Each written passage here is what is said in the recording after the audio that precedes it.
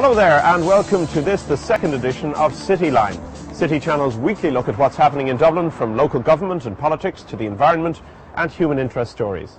This week, two residents' associations in Chapel Izard with very different views on a controversial new plan by Dublin City Council to ban traffic passing through the village.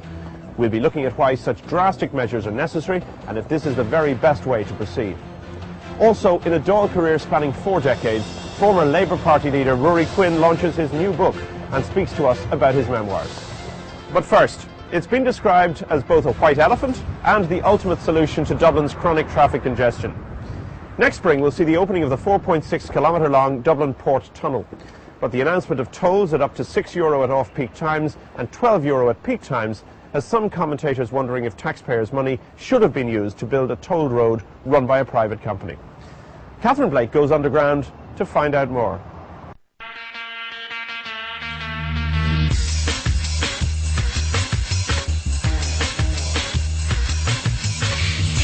The experts tell us that the tunnel will help to remove 9,000 trucks from Dublin's roads each day. So far, the project has been dogged by controversy. Now it seems there's another one looming, this time from Dublin's car commuters, angry at the price they will have to pay to use this facility. The Dublin Port Tunnel begins on the M1 motorway at Central.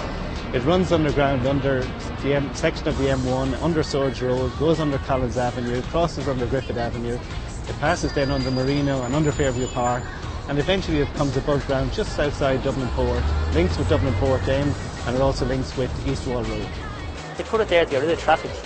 Now they're charging cars, to get into it. There's still going to be a lot of traffic on the road. All the trucks aren't going to use it.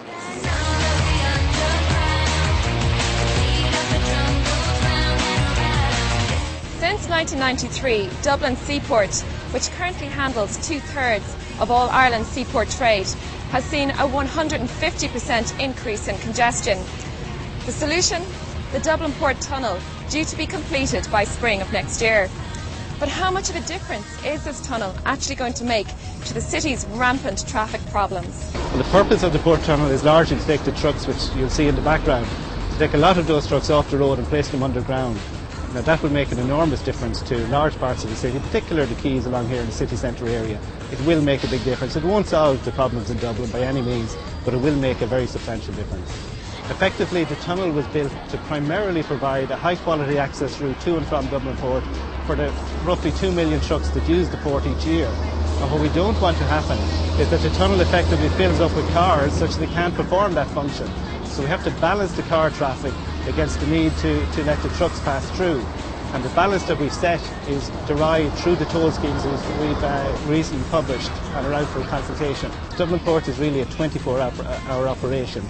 Their peak hours travel doesn't always match the peak hour for general traffic.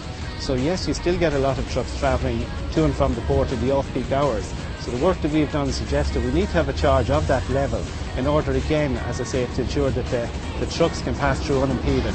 So we think the charge that we've set, or are proposing to set, is the right charge to achieve that target. Some motorists are unhappy at having to fork out between €6 and €12 to use this facility, even at off-peak times. Both lorries and motorists should pay, but I don't think that motorists should pay on their own. There should be a levy towards each, and depending on the size of trucks, they should pay more. Peak times, I do think that, I think keep motorists out. Lorries are there to use it. But I think the authorities will need to take another look at that and see where they came up with that figure, because to me it is very unfair to the ordinary motorist. With the price of diesel and oil rising so much, I think they need to look at it again and say, well, we've made a mistake, own up to it and make changes. There is no doubt that the Dublin Port Tunnel will considerably ease Dublin's rampant congestion problems. But it seems the steep toll for car owners using the facility could prove to be a bone of contention in the months to come.